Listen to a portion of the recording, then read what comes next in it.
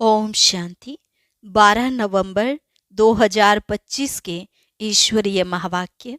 पहले सुनते हैं मुरली के मुख्य पॉइंट्स। बाबा ने कहा, योग से ही बल मिलता है, ज्ञान से नहीं।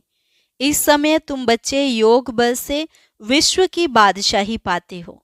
याद से ही तुम्हारे पाप कटेंगे। औरों को भी वही समझा सकेंगे जो याद की यात्रा में होंगे। इसलिए तुम्हें योग का जौहर भरना है। फिर बाबा ने कहा, सिर्फ यही अभ्यास करते रहो। हम आत्मा हैं, इस शरीर से न्यारे हैं, शांत स्वरूप हैं। अगर 1 घंटा भी ऐसे अशरीरी होकर बैठो तो कितने पावन हो जाए।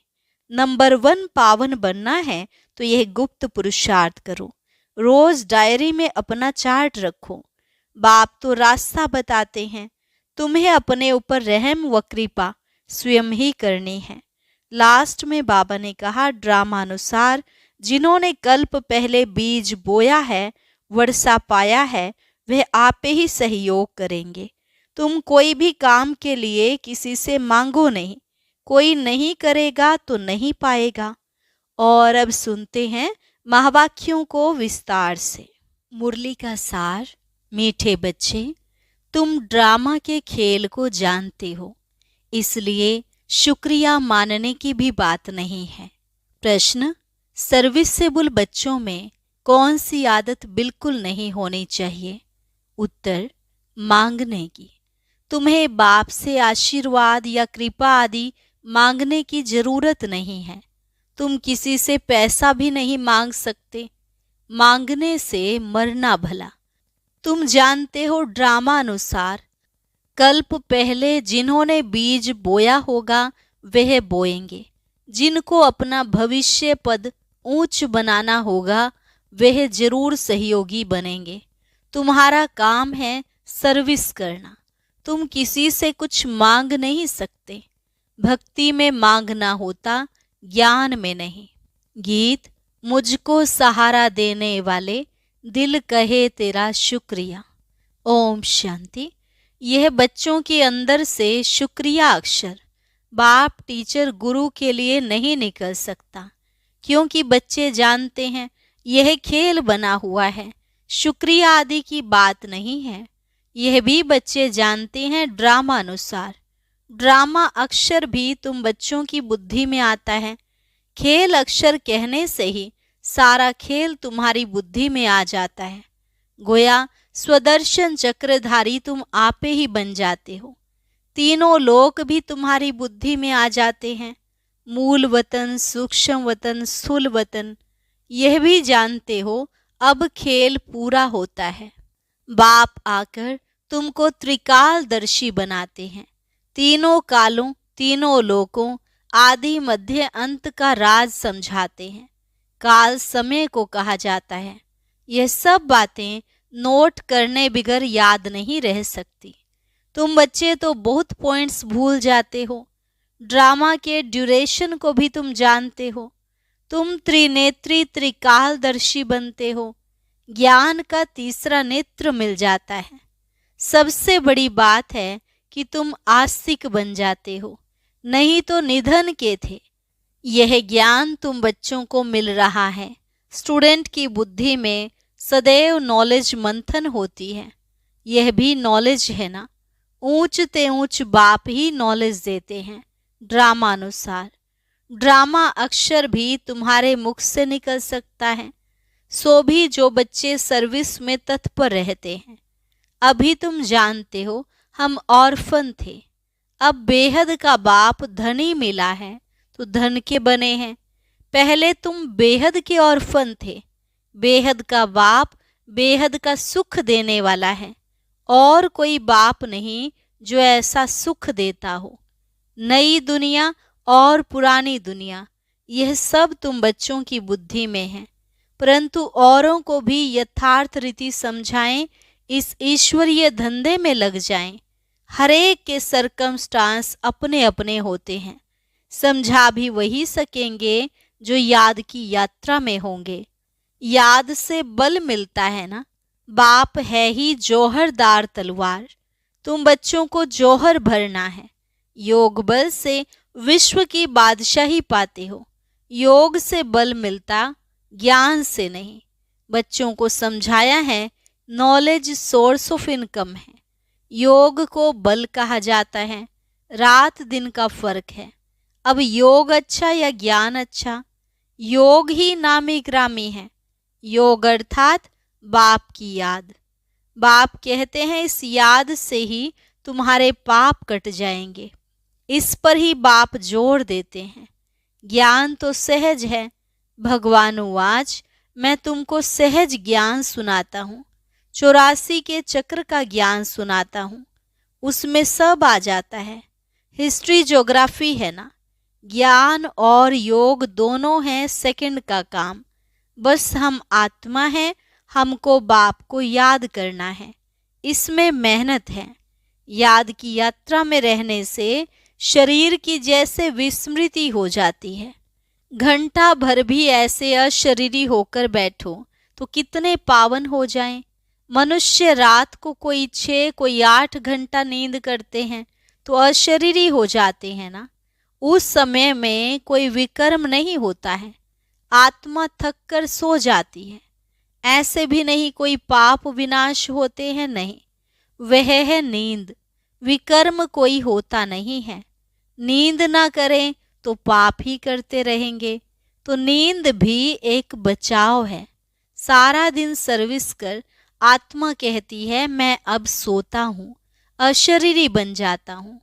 तुमको शरीर होते अशरीरी बनना है। हम आत्मा इस शरीर से न्यारी शांत स्वरूप हैं। आत्मा की महिमा कभी नहीं सुनी होगी। आत्मा सत्य चित आनंद स्वरूप है। परमात्मा की महिमा गाते हैं कि सत्य है, चैतन्य है, सुख शांति का सागर है। अब तुमको फिर कहेंगे मास्टर। बच्चे को मास्टर भी कहते हैं तो बाप युक्तियां भी बतलाते रहते हैं। ऐसे भी नहीं सारा दिन नींद करनी है, नहीं। तुमको तो याद में रहे पापों का विनाश करना है। जितना हो सके बाप को याद करना है। ऐसे भी नहीं बाप हमारे ऊपर रहम व कृपा करते हैं, नहीं। यह उनका गायन है, रहम दिल बादशाह। यह भी उनका पार्ट है, तमो प्रधान से सतो प्रधान बनाना। भक्त लोग महिमा गाते हैं।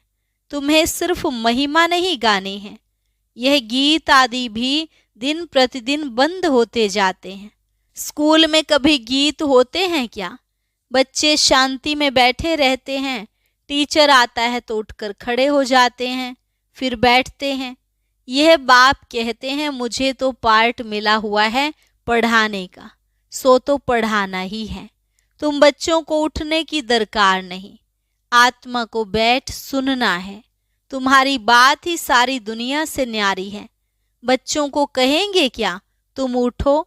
नहीं, वे तो भक्ति मार्ग में करते, यहाँ नहीं। बाप तो खुद उठकर नमस्ते करते हैं।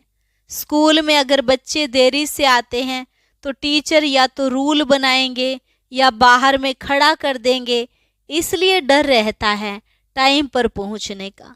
यहाँ तो डर की बात नहीं। बाप समझाते रहते हैं, मुरलियाँ मिलती रहती हैं, वह रेगुलर पढ़नी है। मुरली पढ़ो तो तुम्हारी प्रेजेंट मार्क पड़े, नहीं तो एब्सेंट पड़ जाएगी। क्योंकि बाप कहते हैं तुमको गुहिये गुहिये बातें सुनाता हूँ। तुम अगर मुरली मिस करेंगे तो वह पॉइंट्स मिस हो जाएंगी। यह हैं नई बातें जो दुनिया में कोई नहीं जानते। तुम्हारे चित्र देख कर ही चकित हो जाते हैं। कोई शास्त्रों में भी नहीं है। भगवान ने चित्र बनाए थे। तुम्हारी यह चित्रशाला है नई। ब्राह्मण कुल के जो देवता बनने वाले होंगे उनकी बुद्धि में ही बैठेगा। कहेंगे यह तो ठीक है, कल्प पहले भी हमने पढ़ा था। जरूर भगवान पढ़ाते हैं। भक्ति मार्ग के शास्त्रों में पहले नंबर में गीता ही है, क्योंकि पहला धर्म ही यह है। फिर आधा कल्प के बाद उसके भी बहुत पीछे दूसरे शास्त्र बनते हैं। पहले इब्राहिम आया तो अकेला था, फिर 1 से 2, 2 से 4 हुए। जब धर्म की वृद्धि होते होते 1,00,000 1.5 हो जाते तो शास्त्र आदि बनते हैं, उनके भी आधा समय बाद ही बनते होंगे। हिसाब किया जाता है ना। बच्चों को तो बहुत खुशी होनी चाहिए, बाप से हमको वर्षा मिलता है। तुम जानते हो बाप हमको सारा ज्ञान सृष्टि चक्र का समझाते हैं। ये है बेहद की हिस्ट्री ज्योग्राफी। सबको बोलो यहाँ वर्ल्ड की हिस्ट्री ज्योग्राफी समझाई जाती है, जो और कोई सिखला न सके। भल वर्ल्ड का नक्शा निकालते हैं, परंतु उसमें यह कहाँ दिखलाते कि लक्ष्मी नारायण का राज्य कब था, कितना समय चला। वर्ल्ड तो एक ही है, भारत में ही राज्य करके गए हैं, अब नहीं है। यह बातें किसकी भी बुद्धि में नहीं है। वह तो कल्प की आयु ही लाखों वर्ष कह देते। तुम मीठे मीठे बच्चों को कोई जास्ती तकलीफ नहीं देते। बाप कहते हैं पावन बनना है। पावन बनने के लिए तुम भक्ति मार्ग में कितने धक्के खाते हो, अब समझते हो। धक्के खाते खाते 2500 वर्ष गुजर गए। अब फिर बाबा आया है फिर से राज्य भाग्य देने। तुमको यही याद है, पुरानी से नई और नई से पुरानी दुनिया जरूर होती है। अभी तुम पुराने भारत के मालिक हो ना, फिर नए के मालिक बनेंगे। एक तरफ भारत की बहुत महिमा गाते रहते, दूसरे तरफ फिर बहुत ग्लानि करते रहते। वह भी तुम्हारे पास गीत है, तुम समझाते हो अब क्या क्या हो रहा है। यह दोनों गीत भी सुनाने चाहिए। तुम बता सकते हो कहाँ राम राज्य, कहाँ यह। बाप है गरीब निवाज, गरीबों की ही बच्चियां मिलेंगी। साहूकारों को तो अपना नशा रहता है। कल्प पहले जो आए होंगे वही आएंगे। फिक्रात की कोई बात नहीं। शिव बाबा को कभी कोई फिक्रात नहीं होती, दादा को होगी। इनको अपना भी फिक्र है। हमको नंबर 1 पावन बनना है। इसमें है गुप्त पुरुषार्थ। चार्ट रखने से समझ में आता है, इनका पुरुषार्थ जास्ती है। बाप हमेशा समझाते रहते हैं डायरी रखो। बहुत बच्चे लिखते भी हैं। चार्ट लिखने से सुधार बहुत हुआ है। यह युक्ति बहुत अच्छी है, तो सबको करना चाहिए। डायरी रखने से तुमको बहुत फायदा होगा। डायरी रखना माना बाप को याद करना, उसमें बाप की याद लिखनी है। डायरी भी मददगार बनेगी, पुरुषार्थ होगा। डायरियां कितनी लाखों करोड़ों बनती हैं नोट आदि करने लिए। सबसे मुख्य बात तो यह है नोट करने की। यह कभी भूलना नहीं चाहिए। उसी समय डायरी में लिखना चाहिए। रात को हिसाब किताब लिखना चाहिए। फिर मालूम पड़ेगा यह तो हमको घाटा पड़ रहा है, क्योंकि जन्म जन्मांतर के विकर्म भस्म करने हैं। बाप रास्ता बताते हैं, अपने ऊपर रहम व कृपा करनी है। टीचर तो पढ़ाते हैं, आशीर्वाद तो नहीं करेंगे। आशीर्वाद कृपा रहम आदि मांगने से मरना भला। कोई से पैसा भी नहीं मांगना चाहिए। बच्चों को सख्त मना है। बाप कहते हैं ड्रामानुसार जिन्होंने कल्प पहले बीज बोया है, वर्षा पाया है, वह आप ही करेंगे। तुम कोई काम के लिए मांगो नहीं, नहीं करेगा तो नहीं पाएगा।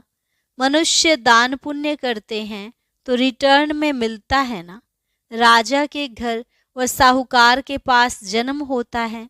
जिनको करना होगा वह आप ही करेंगे, तुमको मांगना नहीं है। कल्प पहले जिन्होंने जितना किया है ड्रामा उनसे कराएगा। मांगने की क्या दरकार है। बाबा तो कहते रहते हैं हुंडी भरती रहती है सर्विस के लिए।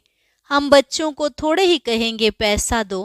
भक्ति मार्ग की बात ज्ञान मार्ग में नहीं होती। जिन्होंने कल्प पहले मदद की है वह करते रहेंगे। आप ही कभी नहीं मांगना है। बाबा कहते बच्चे चंदा चीरा तुम इकट्ठा नहीं कर सकते, यह तो सन्यासी लोग करते हैं। भक्ति मार्ग में थोड़ा भी देते हैं तो उसके रिटर्न में एक जन्म के लिए मिलता है। यह फिर है जन्म जन्मांतर के लिए। तो जन्म जन्मांतर के लिए सब कुछ दे देना अच्छा है ना। इनका तो नाम भोला भंडारी है। तुम पुरुषार्थ करो तो विजय माला में पिरोए जा सकते हो। भंडारा भरपूर काल कंटक दूर है, वहां कभी अकाले मृत्यु नहीं होती। यहाँ मनुष्य काल से कितना डरते हैं, थोड़ा कुछ होता है तो मौत याद आ जाता। वहां यह ख्याल ही नहीं तुम अमरपुरी में चलते हो। यह छीछी मृत्यु लोक है। भारत ही अमर लोक था, अब मृत्यु लोक है। तुम्हारा आधा कल्प बहुत छीछी पास हुआ है, नीचे गिरते आए हो। जगन्नाथपुरी में बहुत गंदे गंदे चित्र हैं। बाबा तो अनुभवी है ना, चारों तरफ घूमा हुआ है, गोरे से सांवरा बना है, गांव में रहने वाला था। वास्तव में यह सारा भारत गांव है। तुम गांव के छोरे हो। अब तुम समझते हो हम विश्व के मालिक बनते हैं। ऐसे मत समझना हम तो बॉम्बे में रहने वाले हैं। बॉम्बे भी स्वर्ग के आगे क्या है, कुछ भी नहीं, एक पत्थर भी नहीं। हम गांव के छोरे निधन के बन गए हैं।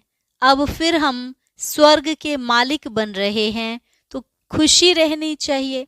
नाम ही है स्वर्ग। कितने हीरे जवाहरात महलों में लगे रहते हैं। सोमनाथ का मंदिर ही कितना हीरे जवाहरातों से भरा हुआ था। पहले पहले शिव का मंदिर ही बनाते हैं। कितना साहूकार था, अभी तो भारत गांव है। सतयुग में बहुत माला माल था। यह बातें दुनिया में तुम्हारे सिवाय कोई भी नहीं जानते। तुम कहेंगे कल हम बादशाह थे, आज फकीर हैं, फिर विश्व के मालिक बनते हैं। तुम बच्चों को अपने भाग्य पर शुक्रिया मानना चाहिए। हम पद्मा पदम भाग्यशाली हैं। अच्छा, मीठे मीठे सिकिलधे बच्चों प्रति मात पिता बाप दादा का याद प्यार और गुड मॉर्निंग। रूहानी बाप की रूहानी बच्चों को नमस्ते। रूहानी बच्चों की रूहानी बाप दादा को नमस्ते नमस्ते, गुड मॉर्निंग। शुक्रिया बाबा, शुक्रिया। धारणा के लिए मुख्य सार। विकर्मों से बचने के लिए इस शरीर में रहते अशरीरी बनने का पुरुषार्थ करना है। याद की यात्रा ऐसी हो जो शरीर की विस्मृति होती जाए। ज्ञान का मंथन कर आस्तिक बनना है। मुरली कभी भी मिस नहीं करनी है। अपनी उन्नति के लिए डायरी में याद का चार्ट नोट करना है। वरदान, रूहानी शक्ति को हर कर्म में यूज करने वाले युक्ति युक्त जीवन मुक्त भव। रूहानी शक्ति को हर कर्म में यूज करने वाले युक्ति युक्त जीवन मुक्त भव। इस ब्राह्मण जीवन की विशेषता है ही रूहानियत। रूहानियत की शक्ति से ही स्वयं को व सर्व को परिवर्तन कर सकते हो। इस शक्ति से अनेक प्रकार के जिस्मानी बंधनों से मुक्ति मिलती है। लेकिन युक्ति युक्त बन हर कर्म में लूज होने के बजाय रूहानी शक्ति को यूज करो। मनसा वाचा और कर्मणा तीनों में साथ साथ रूहानियत की शक्ति का अनुभव हो। जो तीनों में युक्ति युक्त हैं वही जीवन मुक्त हैं। स्लोगन, सत्यता की विशेषता द्वारा खुशी और शक्ति की अनुभूति करते चलो। सत्यता की विशेषता द्वारा खुशी और शक्ति की अनुभूति करते चलो। अव्यक्त इशारा, अशरीरी व विदेही स्थिति का अभ्यास बढ़ाओ। जो भी परिस्थितियां आ रही हैं और आने वाली हैं उसमें विदेही स्थिति का अभ्यास बहुत चाहिए। इसलिए और सभी बातों को छोड़ यह तो नहीं होगा, यह तो नहीं होगा, क्या होगा, इस क्वेश्चन को छोड़ दो। अभी विदेही स्थिति का अभ्यास बढ़ाओ। कोई भी परिस्थिति और कोई भी हलचल प्रभाव नहीं डाल सकती। और अच्छा, अब बाबा की याद का एक बहुत ही प्यारा सा गीत सुनेंगे। उसे सुनने के लिए ऊपर दिए गए बॉक्स पर क्लिक करें।